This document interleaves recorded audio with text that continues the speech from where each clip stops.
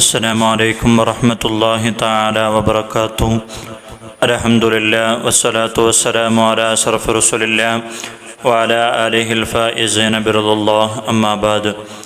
ഏറെ ആദരവും ബഹുമാനവും നിറഞ്ഞ എൻ്റെ ശബ്ദം ശ്രവിക്കുന്ന നല്ലവരായ സഹോദരി സഹോദരന്മാരെ, അല്ലാഹു സുബ്ഹാനഹു വ തആല ഞാൻ പറയുന്നതും നിങ്ങൾ കേൾക്കുന്നതും ഒരു സ്വാലിഹായ സൽക്രമമാക്കി അല്ലാഹു നമ്മിൽ നിന്നും സ്വീകരിക്കട്ടെ. ഒരുപാട് ആളുകൾ ദുആ കൊണ്ട് വസിയത്ത് ചെയ്തിട്ടുണ്ട്. അവരുടെയൊക്കെ സദുദ്ദേശങ്ങൾ അല്ലാഹു സഫലീകരിച്ചു കൊടുക്കട്ടെ. അവരുടെ പ്രയാസങ്ങളൊക്കെ അല്ലാഹു മാറ്റിക്കൊടുക്കട്ടെ. നമ്മുടെയൊക്കെ രോഗങ്ങൾ അല്ലാഹു സുബ്ഹാനഹു വ തആല ശഫിയാക്കി തരട്ടെ. സഹോദരങ്ങളെ, അല്ലാഹു തൻ്റെ സൃഷ്ടികളുടെ കൂട്ടത്തിൽ ഏറ്റവും വലിയ പദവി നൽകി ആദരിച്ചത് അല്ലാഹുവിൻ്റെ പ്രവാചകരെയാണ്. നബിതങ്ങൾ അല്ലാഹു പരിചയപ്പെടുത്തിയത് തന്നെ അഷ്റഫുൽ ഖൽഖ് എന്നാണ്. അഥവാ അല്ലാഹു സൃഷ്ടിച്ച ആകാശവും ഭൂമിയും മലക്കുകളും അർശും കുർസും സ്വർഗവും നരകവുമെല്ലാം പ്രവാചകർക്ക് താഴെയാണ് എന്നർത്ഥം. അല്ലാഹു സുബ്ഹാനഹു വ തആല തൻ്റെ പ്രവാചകരോട് പറഞ്ഞു, തീർച്ചയായും ഞാൻ ഖദ് മനൻതു അലൈക, നിങ്ങളെ ഞാൻ ബഹുമാനിച്ചു. ബിസബഅത അശിയ, 7 കാര്യങ്ങളെ കൊണ്ട് ഞാൻ നിങ്ങളെ ബഹുമാനിച്ചു. അവ്വലുഹ, അതിൽ നിന്നുള്ള ഒന്ന്, ലം അഖ്ലുഖ് ഫിസ് സമാവാതി വലാ ഫിൽ അർള്, ആകാശഭൂമികളിൽ ഞാൻ സൃഷ്ടിച്ചിട്ടില്ല. അക്രമാല മിങ്ക, നിങ്ങളെക്കാൾ ബഹുമാന്യനായിട്ട് മറ്റൊരാളെയും ഞാൻ ഈ ലോകത്ത് ആകാശഭൂമികളിൽ സൃഷ്ടിച്ചിട്ടില്ല എന്ന് അല്ലാഹു സുബ്ഹാനഹു വ തആല അവൻ്റെ പ്രവാചകരെ കുറിച്ച് പറയാൻ. നബി തങ്ങൾക്ക് മാത്രമല്ല, തങ്ങളുമായി ബന്ധപ്പെട്ട എല്ലാ കാര്യങ്ങൾക്കും ഈ ഔന്നത്യവും ശ്രേഷ്ഠതയും അല്ലാഹു നൽകിയിട്ടുണ്ട്. ഉദാഹരണം, അവിടുത്തെ ഉമ്മത്ത് ഖൈറുൽ ഉമ്മയായി, ജന്മനാടായ മക്ക ഖൈറുൽ ബിലാദായി. അതുകൊണ്ടാണ് കഅബ അവിടെ നിർമ്മിക്കപ്പെട്ടത്. 2ാം സ്ഥാനം അവിടുത്തെ ഖബർ നിൽക്കുന്നതായ മദീനക്കാണ്. അത് കഴിഞ്ഞേ മറ്റേത് നാടും വരികയുള്ളൂ. പ്രവാചകരുടെ കൈകൾക്കിടയിലൂടെ വന്ന വെള്ളമാണ് ലോകത്തിലെ ഏറ്റവും മഹത്തമായ വെള്ളം എന്ന് പറയുന്നത്. ഒരു പാട്ടുണ്ട്, വ അഫ്ളലുൽ മിയാഹി മാഉൻ ഖദ് നബഅ മിൻ ബൈനി അസാബിഇൻ നബിയിൽ മുത്തബ യലീഹി മാഉ സംസമ ഫൽ കൗസറു ഫനീലു മിസ്റ സുമ്മ ബാഖിൽ അൻഹുറു. വ അഫ്ളലുൽ മിയാഹി, വെള്ളങ്ങളുടെ കൂട്ടത്തിൽ വെച്ച് ഏറ്റവും ശ്രേഷ്ഠമുള്ള വെള്ളം എന്ന് പറയുന്നത് മാഉൻ, അതൊരു വെള്ളമാണ്. ഖദ് നബഅ മിൻ ബൈനി അസാബിഇൻ നബി സല്ലല്ലാഹു അലൈഹി വസല്ലം, നബി തങ്ങളുടെ വിരലുകൾക്കിടയിലൂടെ വന്ന വെള്ളമാണ് വെള്ളങ്ങളുടെ കൂട്ടത്തിൽ ഏറ്റവും ശ്രേഷ്ഠമായ വെള്ളം. യലീഹി മാഉ സംസമ ഫൽ കൗസറു, പിന്നെ അതിനോട് താഴെ നിൽക്കുന്നത് സംസം വെള്ളവും പിന്നെ ഹൗദുൽ കൗസർ വെള്ളവുമാണ്. പിന്നെയോ ഫനീലു മിസ്ര, പിന്നെ മിസ്റിലൂടെ ഒഴുകുന്നതായ നൈൽ നദിയാണ്. സുമ്മ ബാഖിൽ അൻഹുറു, പിന്നെ ബാക്കിയുള്ള പുഴകളുമാണ് എന്ന് മഹാന്മാരായ പണ്ഡിതന്മാർ ഹദീസിൻ്റെ വെളിച്ചത്തിൽ പറഞ്ഞു തരുകയാണ്. ഇങ്ങനെ പ്രവാചകരുടെ ഏത് കാര്യമെടുത്ത് പരിശോധിച്ചാലും അതിലൊക്കെ മറ്റുള്ളതിനേക്കാൾ ഒരുപടി മുന്നിലായി കാണാം. അള്ളാഹിൻ്റെ പ്രവാചകർ സല്ലല്ലാഹു അലൈഹി വസല്ലമ തങ്ങളോട് വിശ്വാസികൾക്കുള്ള കടപ്പാടുകളെക്കുറിച്ച് പറയുന്ന പലയിടത്തും ഈമാൻ കഴിഞ്ഞാൽ ആദരവിനെയാണ് അള്ളാഹു ചേർത്ത് പറഞ്ഞത്. ഫത്ഹ് സൂറത്തിലൂടെ അള്ളാഹു പറയുന്നുണ്ട്, ഇന്നാ അർസൽനാക ഷാഹിദൻ വ മുബശ്ശിറൻ വ നദീറ ലിതുഅ്മിനൂ ബില്ലാഹി വ റസൂലിഹി വ തുഅസ്സിറൂഹു വ തുവഖിറൂഹു വ തുസബ്ബിഹൂഹു ബുക്റതൻ വാസില.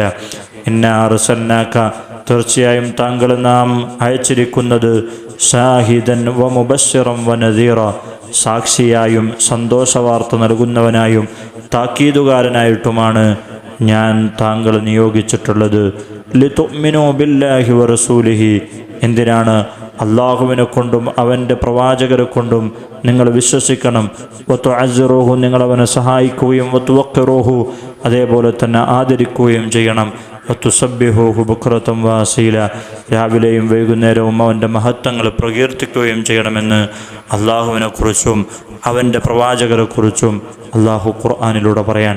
വിശ്വാസകാര്യങ്ങൾ പറഞ്ഞ് തൊട്ടടുത്ത് പ്രവാചകരെ ആദരിക്കാനും കൂടി അള്ളാഹു പറഞ്ഞു. ഇതൊരു വിശ്വാസിക്ക് നിർബന്ധമായ കാര്യമാണ്. നബി തങ്ങൾ ആദരിച്ച സ്വഹാബത്തിൻ്റെ മഹത്വവും അതിനെതിരെ നിന്നവരുടെ നാശവും ചരിത്രങ്ങളിൽ നമുക്ക് കാണാൻ കഴിയുന്നതാണ്. അതുകൊണ്ട് ഏത് സന്ദർഭത്തിലും പ്രവാചകരെ നാം അങ്ങേയറ്റം ആദരിക്കണം.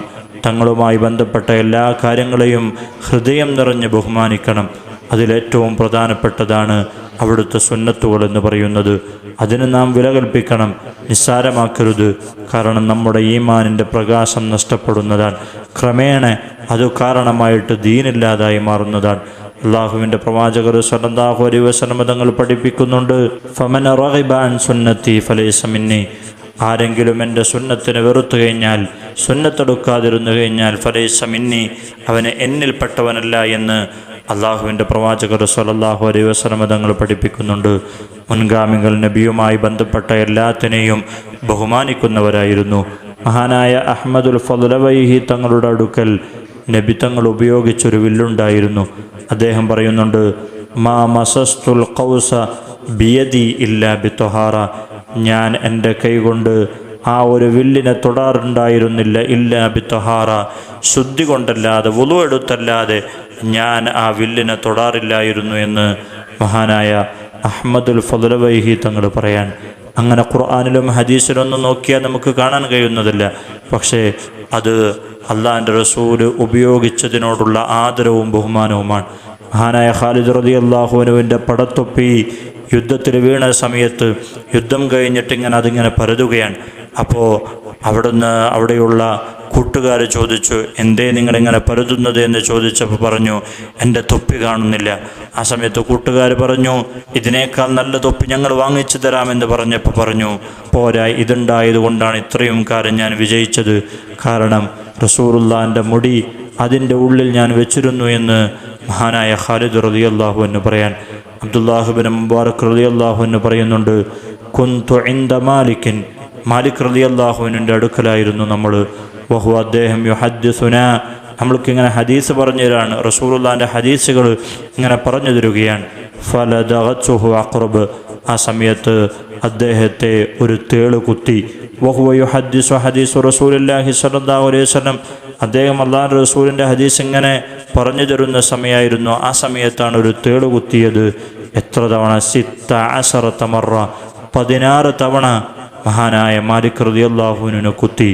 വഹുവ യതഗയ്യറു ലൗനഹു, അദ്ദേഹത്തിൻ്റെ ശരീരമൊക്കെ പകർച്ചയാകാൻ തുടങ്ങി, നിറം മാറാൻ തുടങ്ങി. വയസ്പുറ, എന്നിട്ട് അങ്ങനെ മഞ്ഞയാകാൻ തുടങ്ങി. വലാ യഖ്തവ ഹദീസ റസൂലുള്ളാഹി സ്വല്ലല്ലാഹു അലൈഹി വസല്ലം, പക്ഷേ അദ്ദേഹം അല്ലാഹുവിൻ്റെ റസൂലിൻ്റെ ഹദീസിനെ മുറിച്ചിട്ടില്ല. ഹദീസ് കഴിയുന്നത് വരെ ഒന്നും അനങ്ങിയിട്ടില്ല അദ്ദേഹം. ഫലമ്മാ ഫറഗ മിനൽ മജ്ലിസി, ആ മജ്ലിസ് വിരമിച്ച സമയത്ത് ഖുൽതു, ഞാൻ ചോദിച്ചു, യാ അബാ അബ്ദുല്ലാഹ് ലഖദ് റഅയ്തുൽ യൗമ മിൻക അജബാ, ഇന്നത്തെ ദിവസം ഞാൻ വല്ലാതെ അത്ഭുതപ്പെട്ടല്ലോ എന്ന് മാലിക് റളിയല്ലാഹു അൻഹുവിനോട് പറഞ്ഞപ്പോൾ ഫഖാൽ, അദ്ദേഹം പറഞ്ഞു, നഅം, അതെ, ലദഗത്നി അഖ്റബ്, എന്നെ ഒരു തേള് കുത്തിയിട്ടുണ്ട്. 16 മറ, 16 തവണ കുത്തി. വാന സാബിറും ഫി ജമീ ദാലിക, അങ്ങനെ കുത്തുമ്പോഴൊക്കെ ഞാൻ ക്ഷമിച്ചു. ഇന്നമാ സബർതു ഇജ്ലാലൻ ലി ഹദീസ് റസൂലില്ലാ, ഞാൻ അങ്ങനെ ക്ഷമിച്ചത് അള്ളാഹിൻ്റെ റസൂലിൻ്റെ ഹദീസിനെ ഞാൻ ബഹുമാനിച്ചുകൊണ്ടാണ്, അതിൻ്റെ മഹത്വത്തെ വ്യക്തമാക്കാൻ വേണ്ടിയാണ് ഞാൻ ക്ഷമിച്ചത് എന്ന് മഹാനായ മാലിക് റളിയല്ലാഹു അൻഹു പറയാൻ. നബി തങ്ങളുടെ പേര് കേൾക്കുമ്പോൾ സ്വലാത്ത് ചൊല്ലൽ അവിടത്തോടുള്ള ആദരവിൻ്റെ ഭാഗമാണ്. സ്വലാത്തില്ലാതെ പുണ്യപേര് പറയലും കേൾക്കലും അത് തെറ്റാണ്. അള്ളാഹു പ്രവാചകരുടെ ബറക്കത്ത് കൊണ്ട് നമ്മുടെ എല്ലാ പ്രയാസങ്ങളും മാറ്റിത്തരട്ടെ, നമ്മുടെ എല്ലാ രോഗങ്ങളും അള്ളാഹു ശിഫയാക്കി തരട്ടെ. സഹോദരങ്ങളെ, പലരിൽ നിന്നും കേൾക്കുന്നൊരു പ്രശ്നമാണ്, ഉസ്താദെ ദുആ ചെയ്യണം, ശരീരവേദനയാണ്, അസ്വസ്ഥതയാണ്, തളർച്ചയൊക്കെ പലപ്പോഴും അനുഭവപ്പെടാറുണ്ട് എന്ന് പലരും പറയുന്നത് കേൾക്കാറുണ്ട്. എത്ര ഡോക്ടർമാരെ കാണിച്ചിട്ടുണ്ട്, അവരൊക്കെ പറയുന്നു നിങ്ങൾക്കൊന്നുമില്ല എന്ന്. പക്ഷേ എനിക്കാണെങ്കിൽ എഴുന്നേൽക്കാൻ കഴിയുന്നില്ല, എപ്പോഴും ക്ഷീണമാണ്. എന്താണ് ഇതിന് പ്രതിവിധിയെന്ന് പല ഉമ്മമാരും നമ്മളോട് ചോദിക്കാറുണ്ട്. പലപ്പോഴും ഇതൊക്കെ വരുന്നത് കണ്ണീർ കൊണ്ടാണ്. ഇതിന് നാം പതിവാക്കേണ്ടത് ഹദ്ദാദിലുള്ള ബിസ്മില്ലാഹില്ലദീ ലാ യദുറു മാ ഇസ്മിഹി ശൈഉൻ ഫിൽ അർളി വലാ ഫിസ് സമാ എന്ന് പറയുന്ന ദിക്റാണ്. അതുപോലെ തന്നെ 1 ടീസ്പൂൺ തേനെടുത്തുകൊണ്ട് അതിൽ 14 തവണ ആയത്തുൽ കുർസി ഓതി അതിൽ ഊതി കുടിച്ചു കഴിഞ്ഞാൽ അവൻ്റെ ശരീരവേദനയും അസ്വസ്ഥതയും തളർച്ചയുമൊക്കെ ശിഫയാകുമെന്ന് ഹദീസിൻ്റെ വെളിച്ചത്തിൽ മഹാന്മാരായ പണ്ഡിതന്മാർ പറഞ്ഞു തരുന്നുണ്ട്. അള്ളാഹു നമ്മുടെ എല്ലാ രോഗങ്ങളും പ്രവാചകരുടെ ബറക്കത്ത് കൊണ്ട് ശിഫയാക്കി തരട്ടെ. എല്ലാ ദിവസവും ഈ ക്ലാസ് കേൾക്കുന്നവർക്ക് അള്ളാഹു സുബ്ഹാനഹു വ തആല അർഹമായ പ്രതിഫലം നൽകി അനുഗ്രഹിക്കട്ടെ. നമ്മുടെ എല്ലാ പ്രയാസങ്ങളും അള്ളാഹു മാറ്റിത്തരട്ടെ. ദുആ വസിയത്തോടുകൂടെ അസ്സലാമു അലൈക്കും വറഹ്മത്തുള്ളാഹി തആല വബറകാതുഹു.